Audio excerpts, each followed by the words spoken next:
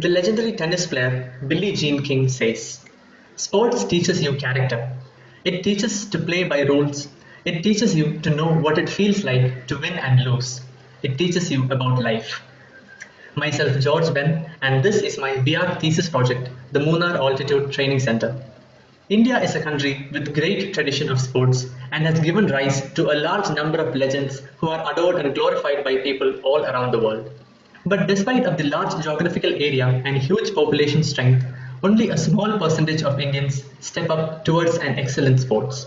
Major reason is the deficiency of sporting culture in India and shortage of infrastructure and support systems. Taking this into consideration, Government of India, under the initiative of Sports Authority of India, has introduced a program called Khelo India to revive the sports culture in India. Several upliftment proposals have come up in the last decade over the country to build new and enhance existing sports training institutions and infrastructure. One among recent proposals is the redevelopment of the existing sports training center at Munnar, Idukki, to a modern, high-altitude training center and sports medicine research facility. India has two existing high-altitude training centers, one at Shiralur, Shimla, and second at Munnar, Idukki. Sports Training Center at Munnar was proposed in 1995 and started working in 2008. The facility is in pathetic condition present day, and government has approved a new proposal for the revival and upgradation of HATC Munnar into a modern high-altitude training complex and sports medicine research facility to create a world-class stadium and a high-altitude environment suitable for creating athletic excellence. This thesis project aims to create a high-altitude environment and allied training, medical and research facilities suitable for creating athletic excellence at Munnar. Objectives and methodology are prepared to approach the project from three major perspectives: sports culture in India and present-day training practices, need for high-altitude training and acclimatization for Indian athletes, need for sports medicine and research towards betterment of performance in Indian athletes. The project comprises of 5 different aspects of the sports center: gallery, pavilion, and support facilities for hosting an event, sports training facilities, housing for trainees and trainers, sports medicine and research, and sports tourism. Total area for sports training spaces adds to a total of 12,000 square meters, and the stadium complex covers 16,000 square meters. Space occupied by medicine and research facility and residential spaces adds up to 2,000 square meters. Total built-up area is approximately 30,000 square meters. Munnar was chosen to be the site for India's second HATC after considering many other locations in the Himalayan ranges and the Western Ghats, as that can climatically accommodate the facility. Since first was at Shimla, second was preferred to be in the south, and existing sports training center at Munnar was found most favorable considering geographic features and existing availability of support systems. The project methodology followed. Feasibility study is done in aspects like need of sporting infrastructure, benefits of high altitude training, and potential of Munnar to facilitate the function. Background studies are done in aspects like training spaces standards, altitude training models, and sports medicine and research. Project data is collected from case studies, literature research, and site study analysis, followed by the design process. Moving on to literature and case studies, 3 cases have been studied to understand 3 different aspects of sports training centers and infrastructural setting. First is a literature study of the Wembley Stadium in London, a large-scale multi-purpose stadium spreading over 70,000 square meters with a huge seating capacity of 90,000 people. This is chosen as a case to study the shape and massing of the stadium, pavilion, racking of gallery, utilization of space beneath, structure and roofing. The stadium has an oval-shaped plan inscribing a football court with 3 tiers of racket seating all around the court, achieving excellent sight lines across the pitch and comfortable view for the spectators. Entire stadium is supported with steel frame structure, and roof is designed to be hanging from a 55-meter high Wembley arc. Central part of the roof is retractable to facilitate functioning as an open and closed stadium to accommodate different types of functions. The Wembley Arc forms a tiara to the stadium, making it a spectacular monumental landmark for London. Space below the racket seating, used as office spaces, hotels, restaurants, conference halls, and other commercial activity. The section shows raking of the gallery seating, suspension of roof from the tiara, and utilization of space beneath the raked seating. Second is a live case study of G.V. Raja Pavilion in University Stadium, Trivandrum, a dedicated sports training facility with football field and 400-meter synthetic athletics track. This case was chosen to study pavilion and seating of stadium, utilization of space below, synthetic track and football field, systems and services. The facility has 4 external access points, 2 for vehicles and 2 for pedestrian. Surrounded all by public roads, the facility has better access to all emergency services, including fire and rescue. The facility has an inside firefighting unit with a sump tank of 2 lakh liters capacity and a pump room at one end of the pavilion. Power supply is isolated and the electrical room is about 60 meters apart from the pump room. The field has flood lighting at 4 corners of the field. With a seating capacity of 10,000 people, the pavilion and gallery are relatively small and is only on one long side of the football field. Gallery has 2 tiers of even raking and space beneath is utilized as pavilion, sports complex, administration, cloakrooms and storage spaces. Apart from the gallery, stepped seats are provided all around the stadium to a height of 1.5 meter and tall trees act as a buffer to wind and sunlight from disturbing the sports events in the facility. Section YY- is a schematic section to demonstrate the details of raked gallery seating and the pavilion. Synthetic tartan track is used to let athletes compete with better performance even in bad weather conditions. Surface water runoff is channeled to refill the sump tank through the drain that runs around the field inside the track. The field is beveled and track is sloped to facilitate the drainage. Section XX- is a scaled section of the facility across the field to understand the massing and distribution. Third is a live case study of the indoor sports arena at NCSI Mumbai, a sports club campus with indoor stadium and indoor sports courts to facilitate sports training and leisure. This case was chosen to study sports complex, indoor courts and swimming pool, materials and surface treatments, support systems and services, lighting and ventilation. The facility has a 5,000 capacity indoor stadium and houses badminton and tennis courts, squash courts, table tennis tables, and swimming cum diving pool. Indoor courts have been studied one by one to understand the spacing and clearances, flooring systems and materials, and color of interior walls. Height of room varies with the type of sport and for the seating spaces. Tennis court is provided outdoor and has synthetic flooring and flood lighting. All areas have multiple courts in one room with ample spacing in between to avoid mutual interference.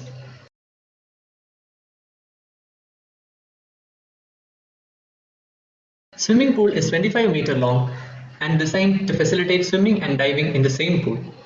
An outflow gutter runs around the pool which also facilitates cleaning and skimming.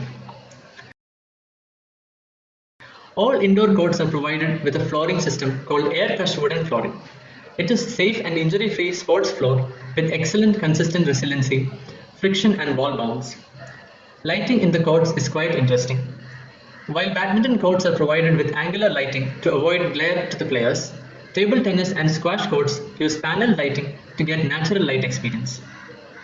Use of dark color, preferably dark green and dark blue, is to create a background against which a fast-moving shuttle or ball can be easily seen, is critically important for the successful playing of the game.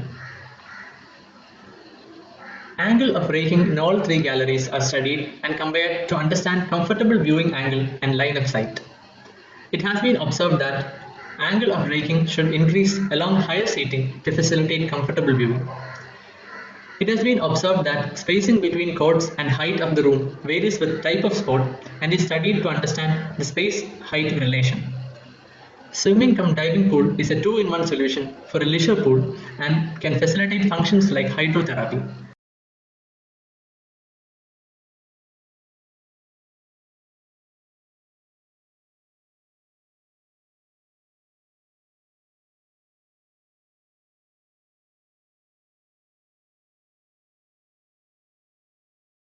This is a study about sports medicine and research, done to understand how it is different from general medicine and what additional facility is required for convenient function. Sports medicine has two major parts: first aid and trauma care, and recovery and rehabilitation.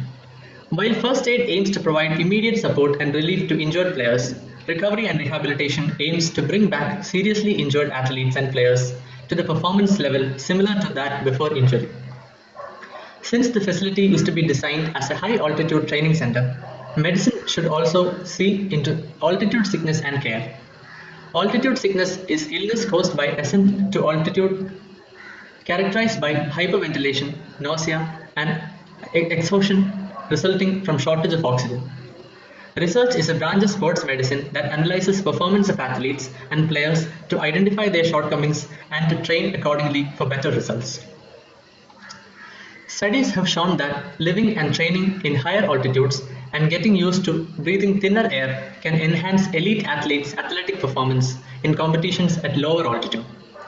Since most of the international competitions are held at high altitude locations, Indian athletes are required to put in more effort to breathing and maintaining body temperature during the competitions due to absence of altitude acclimatization, resulting in poor performance. Sports Authority of India came up with the concept of high altitude training centers for efficient training of athletes and players who represent India in international events like the Olympics, Commonwealth Games, Asian Games, and other tournaments. The following study matrix is prepared considering 8 key parameters. These parameters help visualize, compare, and analyze the spatial functional qualities of each of the case studies, thus derive a feasible proposal for the project.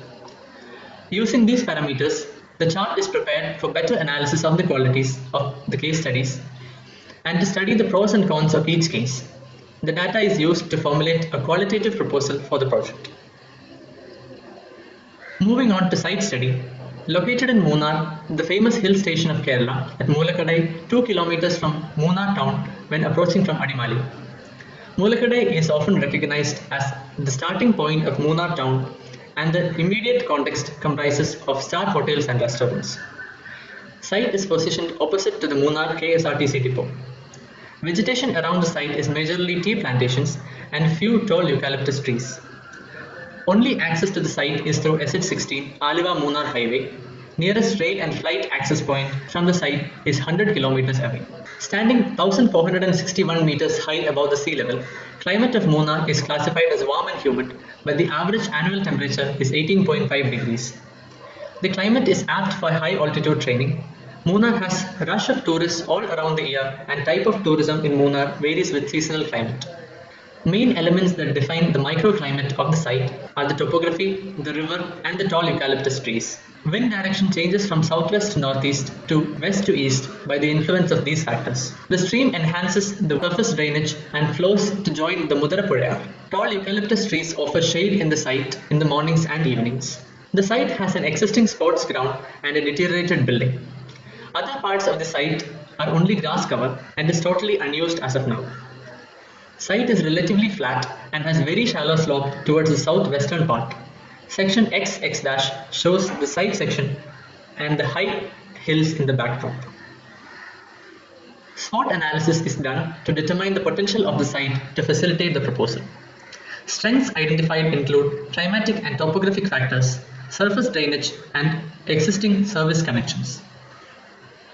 Opportunities include nearby support systems in transportation, accommodation, etc., and the fact that the site already has a functional sports training center.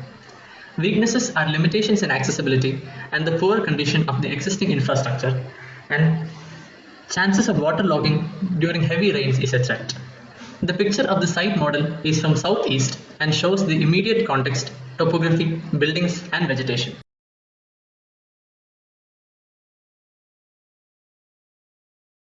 Moving on to conceptual design and development, primary zoning has been done to divide the site into 3 zones. First, for public to access anytime without restrictions. Second, for people to access occasionally. And third, where the public access is prohibited. Site has 3 external access points, 2 for public access and 1 for private access.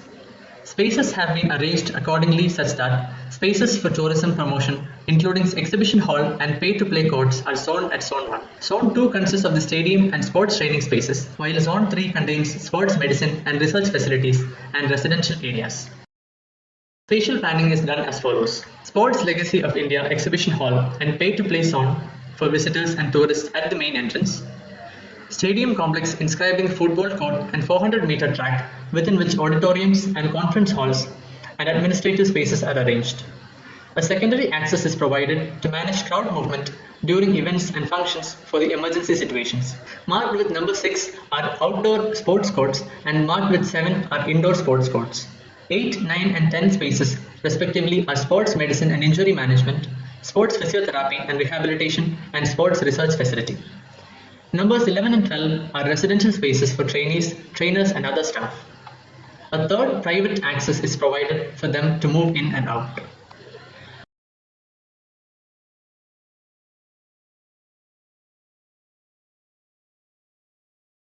Moving on to orientation of courts, studies have come up with favorable orientation for different sporting events and best common orientation for all events.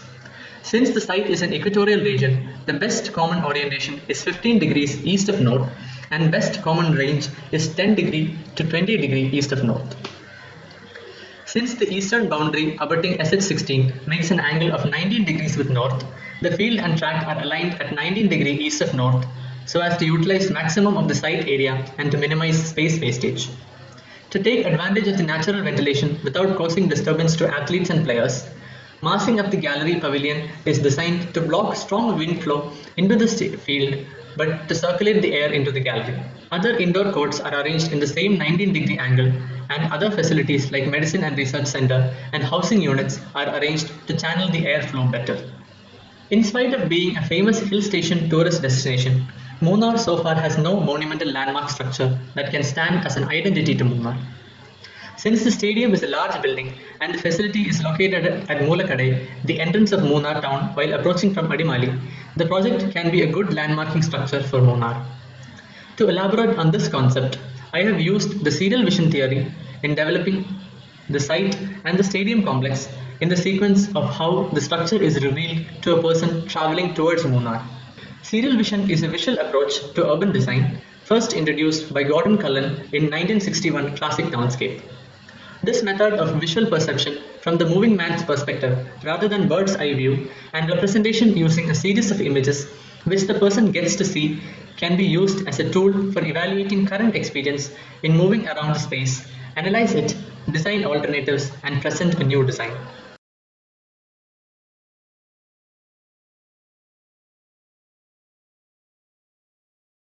This is the canvas master plan of the facility. Marked with red arrows are the primary and secondary and private access to the site.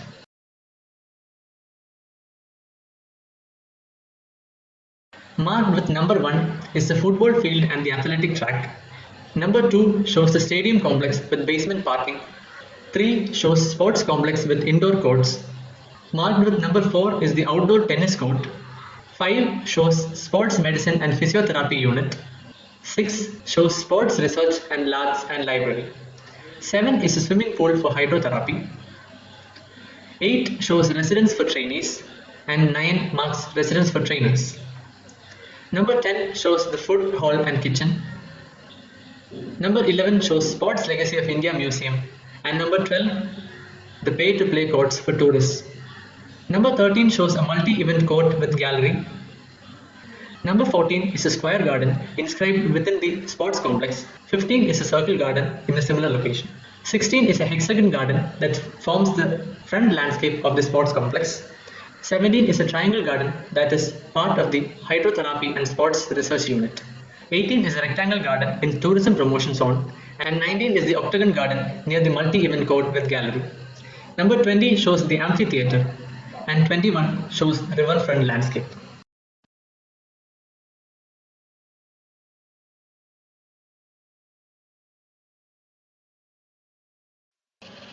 Sections XX and YY are site sections. XX cut through the road in front of the site and YY is cut to the stadium and the sports complex.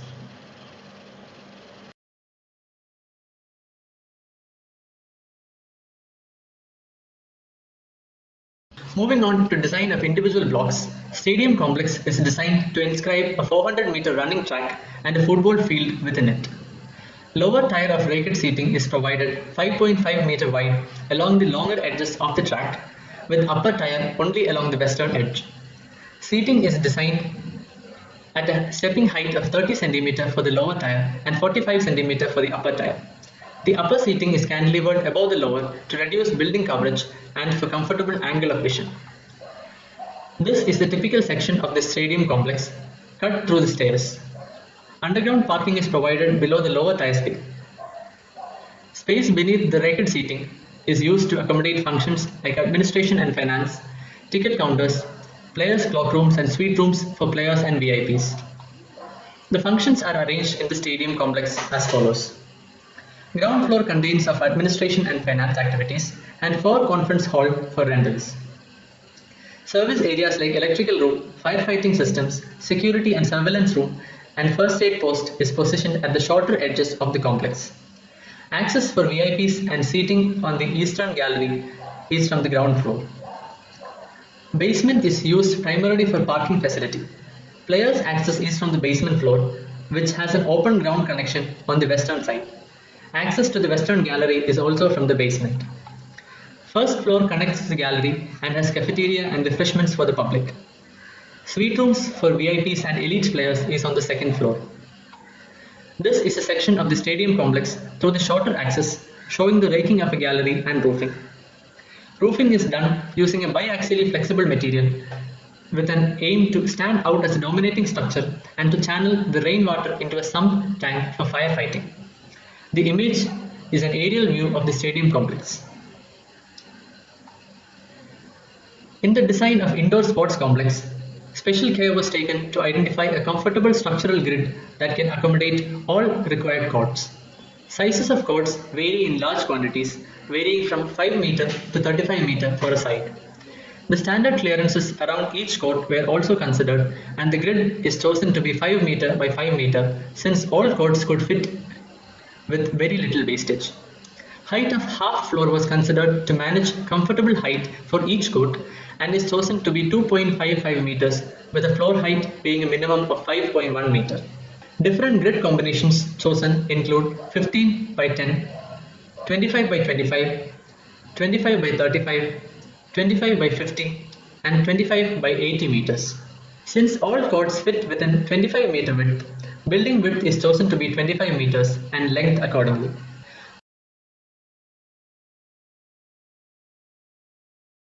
This is the ground floor plan of the sports complex, and the sections is to demonstrate how different levels are provided within the facility to match the respective heights for each court. Courts are arranged to get maximum opening on the east and west side for lighting and ventilation. Smart automated lower system is used to facilitate glare-free natural lighting and obstruction-less natural ventilation into the indoor courts. This is important for the smooth functioning of the sport and to share evenly the advantages and disadvantages of light and wind among the players.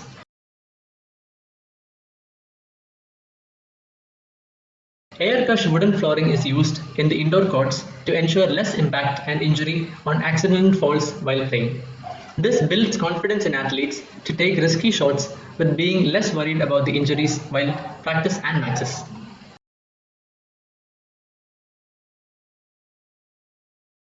The special topic I have considered is the live high train low model of altitude training, where athletes and players are let to live at a slightly higher altitude than the training altitude. This model has given significantly higher performance results in recent experiments. To facilitate the same, a technology called simulated hypoxic experience chambers are used. This is a mechanical solution that helps create a higher altitude experience at a lower altitude, thus lets the trainers and trainees experience both living and training altitudes within the same facility. Such systems vary from hypoxic sleeping devices to tents and even to large-scale chambers. This diagram shows a normobaric hypoxic chamber that alters oxygen level and temperature and maintains natural pressure. In this design, a normobaric hypoxic system is more effective since it has yielded better results in athletes in test runs. In the design, I have divided the experiences, training to be natural and rest and warming up to be simulated. Such a division will enhance the benefits of live high train low model since the training is done at natural atmosphere of Munnar. and energy requirements to generate a slightly higher altitude in residential spaces alone is much lesser compared to other hypoxic training centers where both training and living is simulated. Usually, hypoxia simulation systems are totally closed rooms or chambers with artificial lighting and ventilation throughout. Absence of sunlight in such facilities have resulted in diseases in inmates. Also, the essence of exterior is completely absent. In this project, I have tried to provide partial exposure to natural lighting and ventilation, primarily because the difference is in actual and simulated altitude is less for the case. A glazed window doesn't affect much on the simulated atmosphere. Using polarized glass panels for windows, the athletes can experience the views and vistas of Munnar without affecting their simulated training experience. Since the trainees vary from young aspirants to experienced international players, residential facility is designed to accommodate all types of people. Rooms are provided as 2-bedroom suites so that each person gets a dedicated hypoxic chamber for sleeping. Slope in the site is accommodated within the building by cutting and filling to obtain levels at a difference of 3 meters, such that to apply stepped levels to the building. Building is designed to rest at 4 levels with external access at 2 levels. Floor area increases every higher floor, building above the floors, thus this form.